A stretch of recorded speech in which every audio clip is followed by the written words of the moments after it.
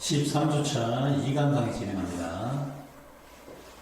자, 강의 주제는요, 평가 항목인데요. 목차 확인해보고, 오늘 학습 내용 다시 한번 확인해보고 학습 목표를 정해보겠습니다.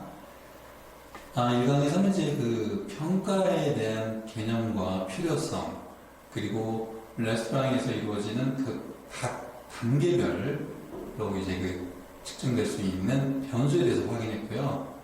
이번 2강에서는 이제 평가 항목인데요.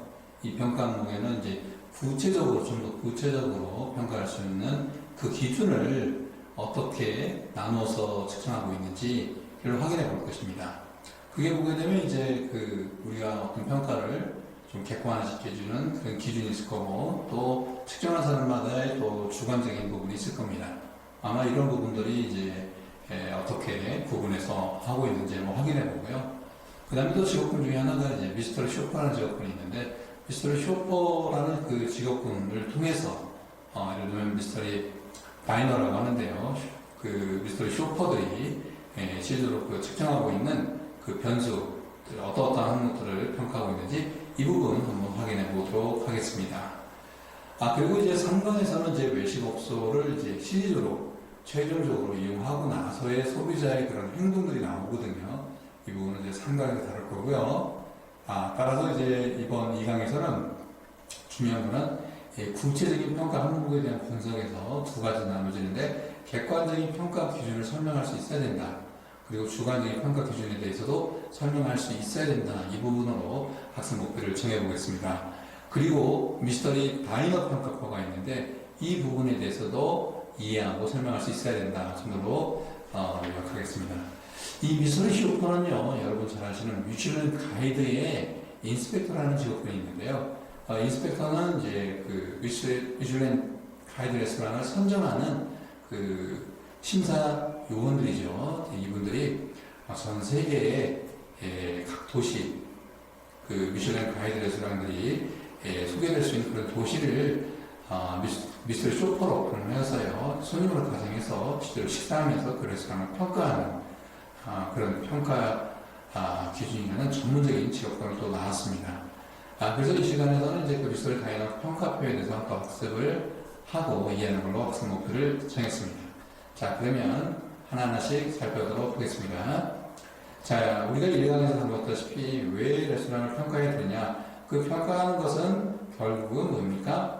음식 문화의 선진화가 이루어지기도 하고요. 그런 한 나라의 그런 그 평가 기관이 있다는 것만 하더라도 더욱더 그 식문화의 발전을 촉진시키기도 하고요. 또 새로운 그 스타 셰프나 또는 운영자, 또 관리인, 이런 부분들이 이제 전문적인 직업군으로 또 발돋움할 수 있는 그런 그 기회가 되는 것을 장려를 시키는 그런 기능들이 있다고 말씀드렸습니다.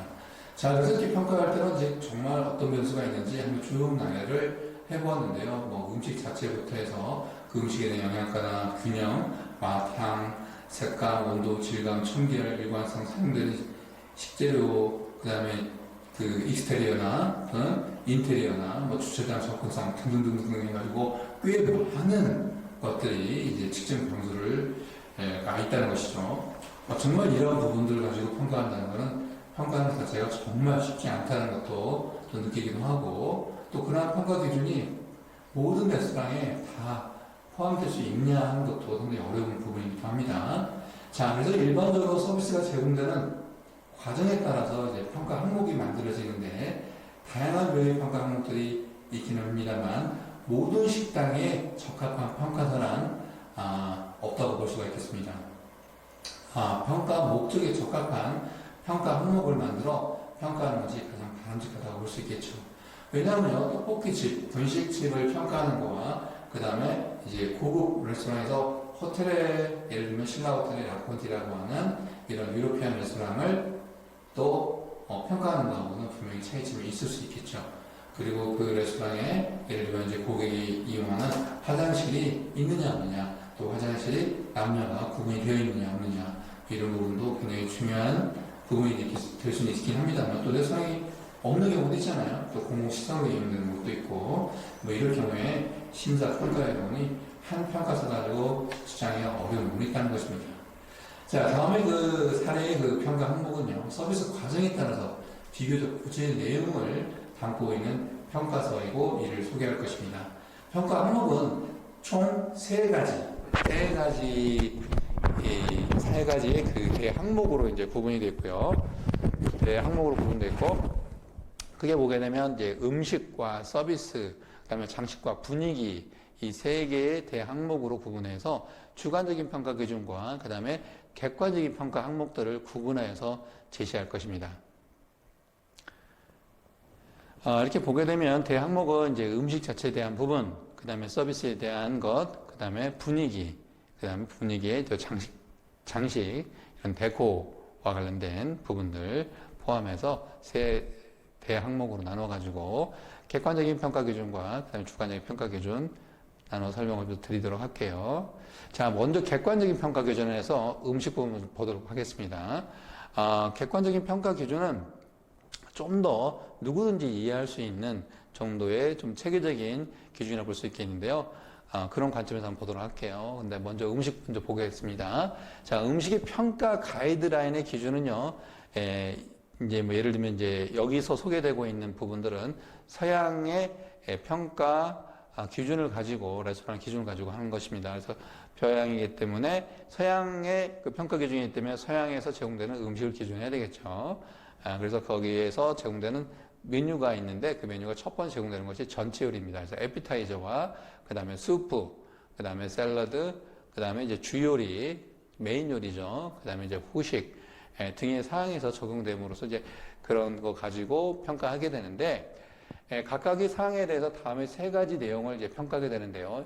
음식이 담긴 모양, 음식이 담겨진 모양, 그 다음에 거기에 사용되는 식재료, 사용되는 식재료의 상태를 보는 거고요. 그 다음에 준비, 음식을 준비하고 조리하는 데 요구되는 기술의 정도가 등급 평가의 기준이 되는 것으로 이렇게 객관화시켰다는 것입니다. 그래서 전체적으로 보여지는 음식이 담긴 모양, 그 다음에 거기에 사용되는 식재료나 준비 과정 등등을 이제 각 그 요리마다 이제 평가하게 되는 거죠. 서비스는 다음에 소개되고 있는 이제 5가지의 그 흐름에 따라서 소개되고 있는 5가지 항목은 서비스 과정에서 이루어지는 그 흐름을 말하는 건데요.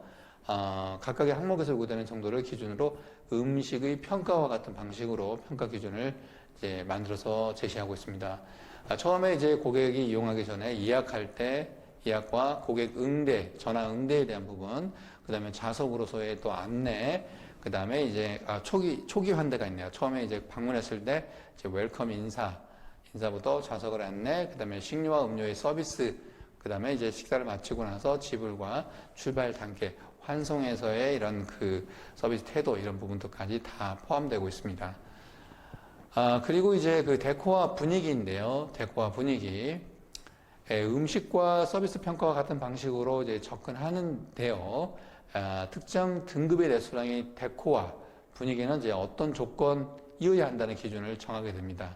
그래서 그 기준치에 다다르게 되면 그 점수를 이제 부여하게 되고, 그러지 못하게 되면 이제 점수가 떨어지게 되는 건데, 그 구체적인 항목들을 보게 되면요. 데코와 분위기 총 소개되는 변수를 보게 되면 현관 들어가는 입구, 그 다음에 이제 대기실, 웨이팅룸이나 그 다음에 디자인 요소들, 여러 가지 그 안에 레스토랑에 있는 그 디자인 요소들이나 그 다음에 인쇄물, 메뉴판이나 와인 리스트 등등에 해당이 되겠고요. 그 다음에 테이블이나 이제 테이블 커버, 그 다음에 레퍼리는 이제 그 테이블 린넨류나 또 냅킨을 말하는 거고요. 그 다음에 디쉬웨어, 뭐 식기류나 그 다음에 커트러리, 또 이게 그 포크 나이프 등등, 그 다음 글라스웨어, 그 다음에 이제 의자, 스툴, 빙빙 돌아가는 의자 있죠. 바, 스툴 말하는 겁니다. 그 다음에 이제 테이블 세팅하는 그런 표현법 등등이 여기에 해당이 되는 것입니다. 그래서 이러한 것들이 어느 정도의 만족도 수준을 지키고 있느냐 정도로 평가하게 되는 거죠. 자, 그러면 우리는 또 다시 어떻게 됩니까? 주관적인 평가 기준으로 한번 또 알아볼 수가 있겠죠. 주관적인 평가 기준에서도 객관적인 평가에서 했던 방식인데 주관적 방법으로 접근한 것이죠. 자, 평가자가 따라서 다른 부분이기 때문에 주관적 평가로 볼 수밖에 없다라는 부분이 없다라고 볼 수밖에 없죠. 그렇기 때문에 등급을 부여하는데 참고 자료로만 이제 활용할 수 있다는 단점은 있습니다. 그렇지만 그 결과가 부정적이든 긍정적이든 간에 또는 평가가 아무런 영향을 미치지 못한다고 하여도 결국은 어떻게 되죠? 전체적인 식사 경험에서 어떠한 형태로든 영향을 미치기 때문에 이 부분도 소홀히 할 수는 없다라고 이야기할 수 있겠습니다.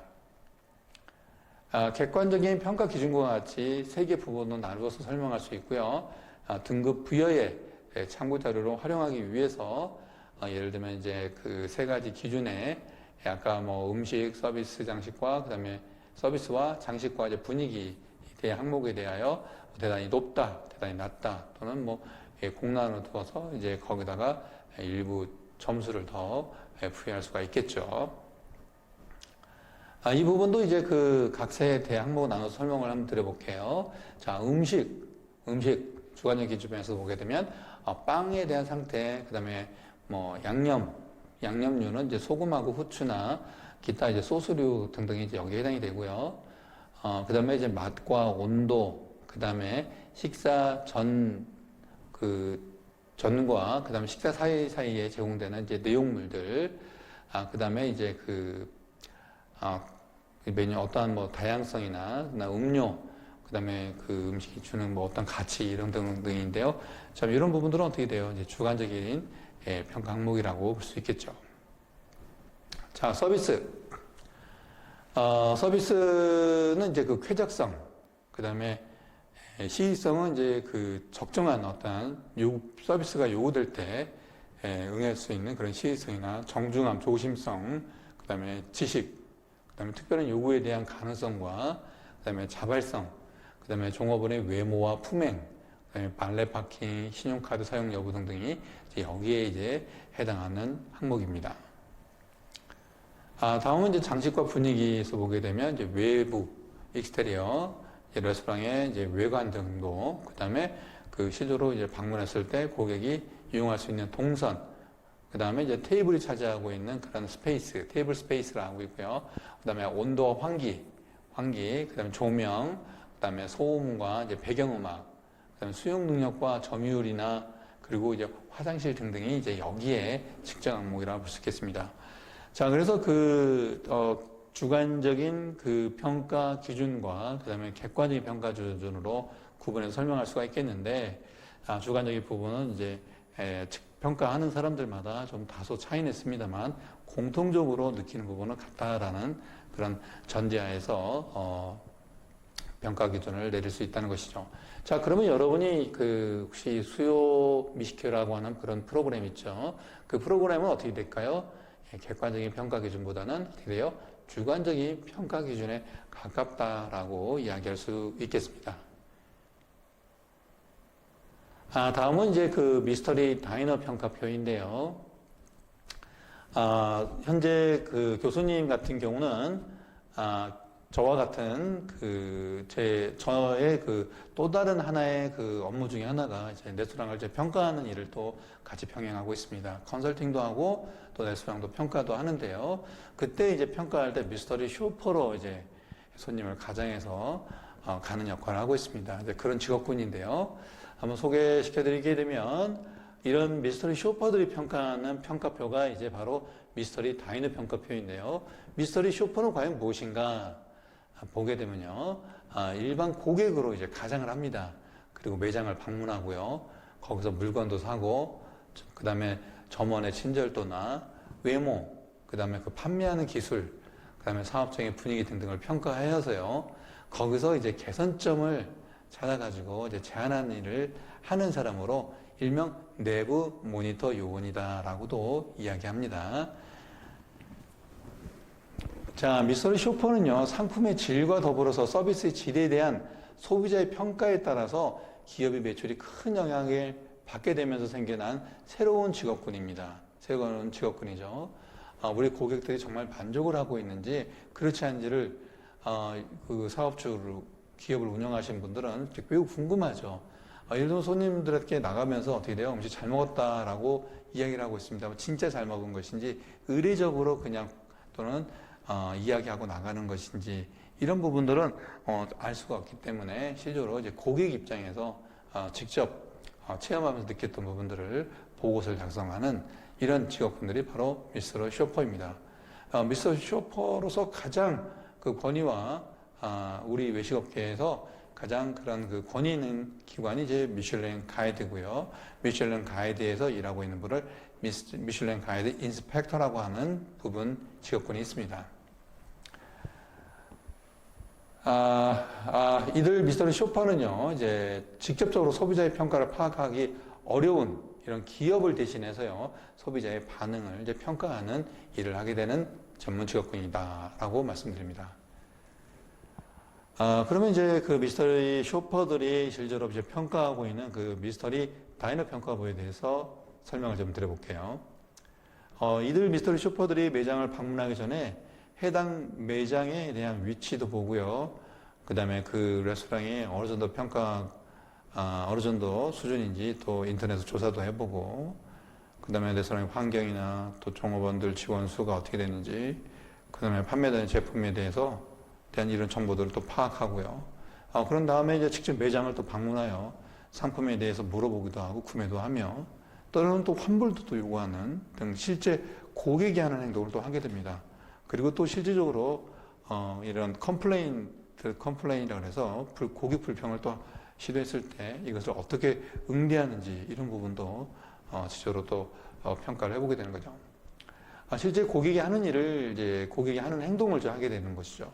그리고 이제 매장 직원들의 반응과 서비스, 그다음에 상품에 대한 지식이나 청결 상태, 그다음에 발생한 상황의 그 전말이나 개인적으로 느낀 점들에 대해서 평가표를 토대로 해가지고 보고서를 작성해서 기업에 제출하는 일을 합니다.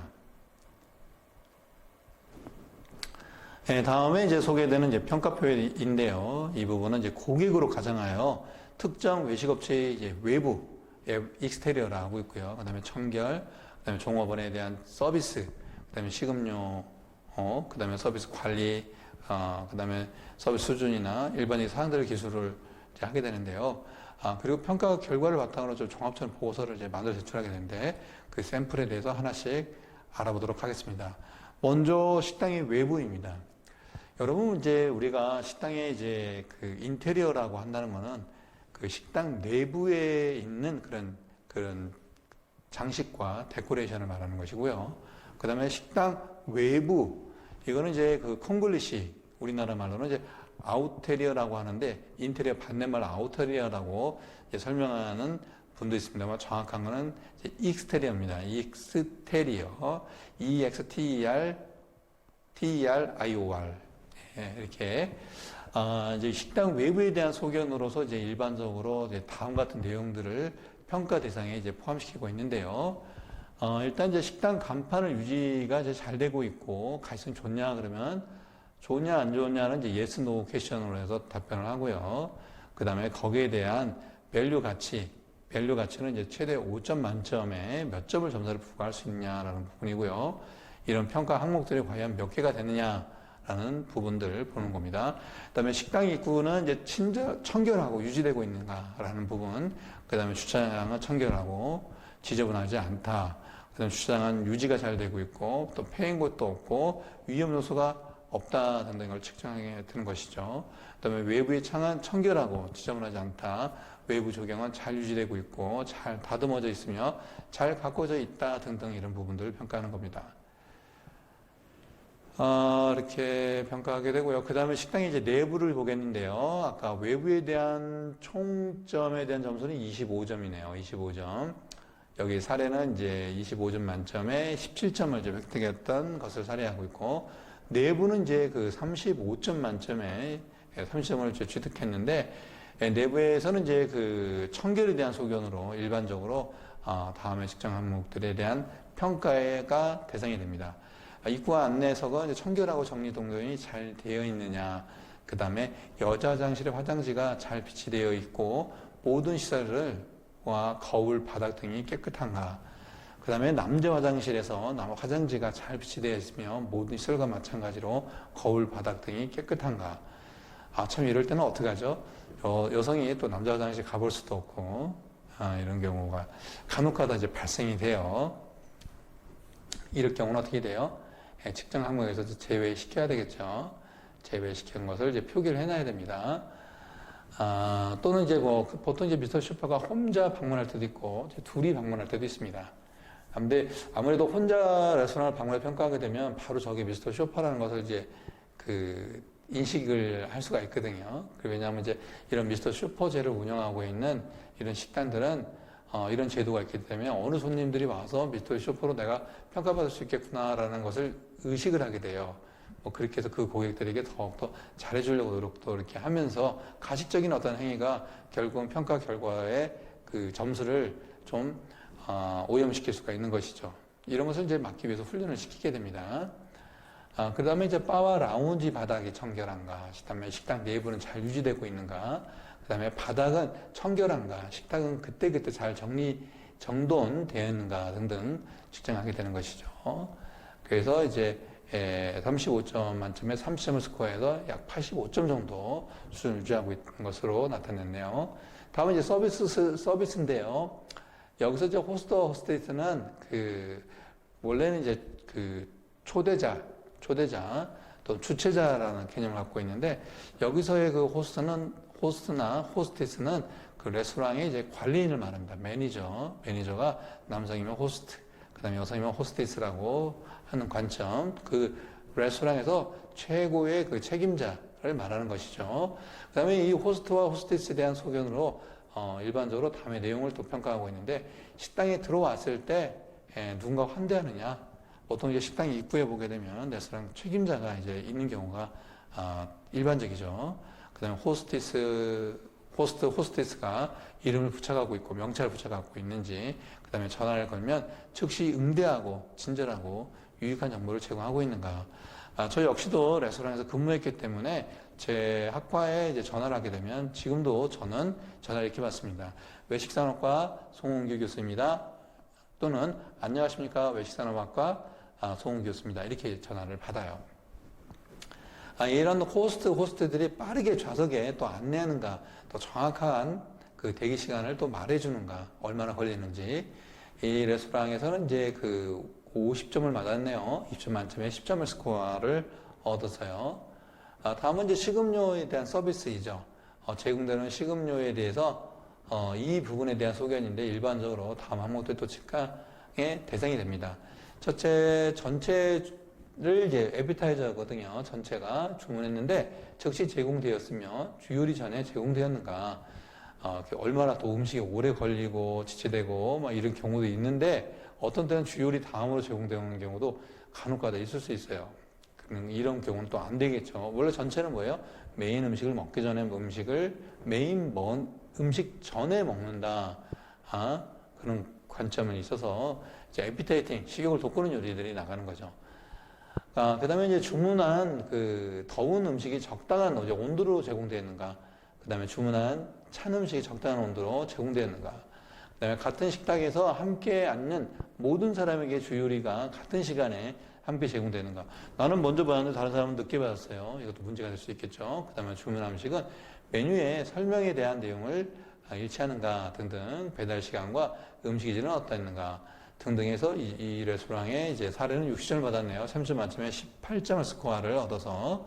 그다음에 서비스인데요. 이제 서비스 매니지먼트, 이제 관리자에 대한 소견으로 일반적으로 다음 내용들을 또 평가하고 있습니다. 내가 식당에 있을 때 매니저를 볼 수가 있는지, 그 다음에 이제 매니저 또는 주인이 내 테이블에 들려서 식사가 어땠는지 또는 이런 관심을 가졌는지, 그 다음에 식당에 손님을 고려할 때 종업원의 수가 적당한지, 손님이 너무 많거나, 손님 많은데 종업원 수가 너무 적을 경우도 여기에 해당이 되겠죠. 안 좋은 평가가 될 수가 있습니다. 왜? 서비스 부재 현상이 일어났기 때문이죠. 그 다음에 어떤 문제를 경험했을 때에 대한 부분, 80점 받아서 20점 만점에 16. 그 다음에 식당 서비스, 식당 서버에 대한 소견이죠. 식당에 이제 안내되어서 앉아있을 때 서버가 직접 와서 환대했는가 등등부터 해가지고 메인 전에 전체 요리를 서버가 전유했는가, 권유했는가, 서버는 이제 메뉴를 선택된 매너로, 메뉴를 샐러드 메뉴로 제시하고 고객의 질문에 응대하고 있는가 등등을 이제 보는 겁니다. 그다음에 일반적인 의견도 또 이제 보게 되는데, 식당 전반에 대한 특징적인 경험과 그런 사항들을 기록하고 있는 것으로 여기에는 장단점과 특이한 사항들을 또 서술하게 되고요. 이렇게 미스터리 다이너 표가 이렇게 평가되어 있다는 것을 설명드렸습니다. 지금까지 그 학습 내용을 간략하게 정리하게 되면 외식업체를 평가하는 변수들, 그런 이제 음식 자체부터 해가지고 영양가 균형 굉장히 많은 변수들이 있다는 걸 말씀드렸죠. 이러한 평가 항목들은요, 크게 보게 되면 대항목, 음식, 서비스, 장식과 분위기 등으로 나누어서 주관적인 평가 기준과 객관적인 이제 평가 기준에 의해서 그 항목들을 이제 제시할 수 있다라는 부분 말씀드렸고, 미스터리 쇼퍼라는 직업군을 얘기하면서 미스터리 쇼퍼가 측정하고 있는 미스터리 다이너 평가표에 대해서 설명을 드렸습니다. 자, 이렇게 2강 강의 열심히 들어주셔서 감사드리고요. 고맙고요. 그러면 잠시 쉬고 3강에서 또 뵙도록 하겠습니다, 여러분.